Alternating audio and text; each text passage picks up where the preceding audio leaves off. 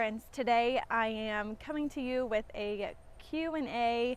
We get a lot of questions on Instagram and I only have a little short bit of time to give those answers, so I wanted to kind of go into a little bit more depth on some of those questions that we often get. So I am going to, I think there's about 8 of them. I have a little notebook. There's about 8 of them, I believe, that we're going to go over. Some of them are similar and some of them are really good questions. So let's get into it.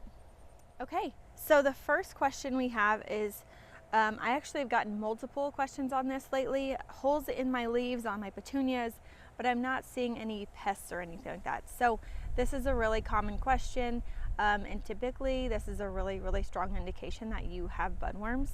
Budworms, you will see small little like chewed off pieces on your petunias, or you will see like all greens and no like flush of blooms at all. They typically eat just the blooms and they leave all the foliage, and they live in your soil and they come out at night, so you're never going to actually see them. Sometimes you can, most times you won't see them. So what I like to do here is I'll use like a BT spray, and I'll complement that with the bug hut de-stressor and maybe some fertilizer to flush those blooms back. So what happens with the BT spray is they will consume that. It's not like a direct contact that will kill them. It's going to be more that are going to consume that chemical, and that is how the budworms will die off. And like I said, I will go in and complement that with your fertilizer and some bug hut de-stressor, just because of the stress that the plant's been through with you know, being eaten by the budworms. So that is what I always do for budworms. The next question is, can you still trim back your containers? Yes, absolutely.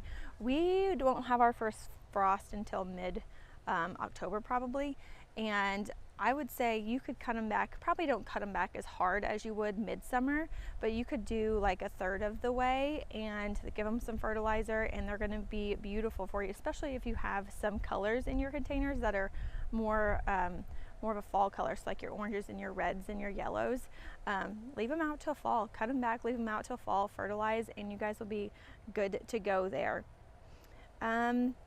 How can I fix a waterlogged planter? This is a really good question. So if you're noticing kind of droopy containers, maybe not from heat, they're not turning brown, they're just kind of wilted a little bit, you might want to check your containers for to see if your drain holes are plugged. So check your drain holes, take a screwdriver or something and kind of put it up in there to see if you can get something unclogged in it, and get them up on some risers or some pot feet that I can put in the in my description notes on this video. I can link some on Amazon. You can find them kind of anywhere.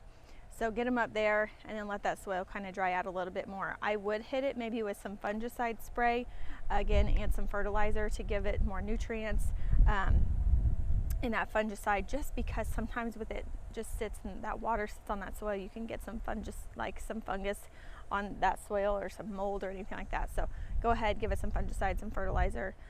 And if it were me, I'd probably put some de-stressor on it, just because of what that puts your plants through. So again, with the de-stressor, you're probably going to hear me talk about the de-stressor for every single question. The next question is, what is my favorite flowers in summer containers? So I love the Super Beina series and I love the Super Tunia Vista series. I'm also a huge fan of Kimberly Queen ferns. You can use them in sun or shade. Let's see here. My favorite of all time is the Super Beina Amethyst. It's not some huge vigorous grower, but it stays really nice all summer long. You don't have to trim it much, and it just gives continuous blooms all summer. I usually pair that with a darker purple because it's kind of a variegated purple. I'll pair that with a darker purple and maybe some greens and things like that. This year my favorite planter is behind me, and it has this, no, I lied, my Bridgerton themed one, which has the Super Beina Amethyst in it, but this one is a definite, I mean, it's right there. It has that Super Beina pink cashmere, and that is a new one for this year for Proven Winners, and it's absolutely incredible. If you saw our video, our container tour video, you'll see it in all my planters. Very high vigorous grower, and you guys would love it, and I love it too. So I would say And I would also throw palms in there. I love to do palms or any alocasias around my pool. This year we did the mandavillas, and I loved those. So those are a low maintenance option. Proven Winners is coming out with a Emerald Isle alocasia is the name of it, and you guys are going to love it. It stays super upright. It gets really, really big, has really sturdy stalks on them, so it's not getting super blown in the wind. So add that one to your list too. So that's gonna be a favorite of mine. I know it will next year. It's gonna be on my front porch. What can I do for Japanese beetles? What can I spray on them? I use 7. A lot of people will go around with water and dish soap, right? But I just don't love it. I don't have the time for it. I have 3 kids. I'm busy. I don't have time to go out every morning and just pick off the beetles off my containers or off my flowers. So I use a 7 spray, and I'll hit them when they're bad. I'll probably hit them 2 to 3 times a week. And if I don't see them gone the next week, I'll do it again. I'll kind of just keep hitting it until they're gone. If you have cannas or kufia, they absolutely, or hibiscus, they absolutely destroy all of those plants. And if you don't stay on top of them, they do here anyways. In zone 6B, they will destroy all of those. So I always have to stay on top of those with the 7. White flies, and how do you get rid of them? So white flies are tricky. I feel like they tend to attack all of your plants that are either stressed out or when it's super, super hot out, like right now. You're going to see them a lot in your containers.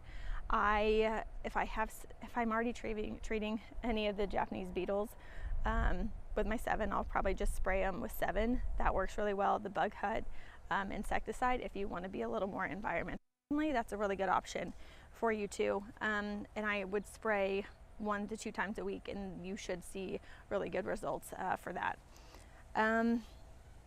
Floppy hydrangeas, how long, like how many years does it take before they stop flopping? Honestly, it all depends on how you prune them. So I have some floppy ones in the garden this year, but they are very immature plants. I probably should have waited to prune them until this next coming year, just to give them a little bit more of an establishment.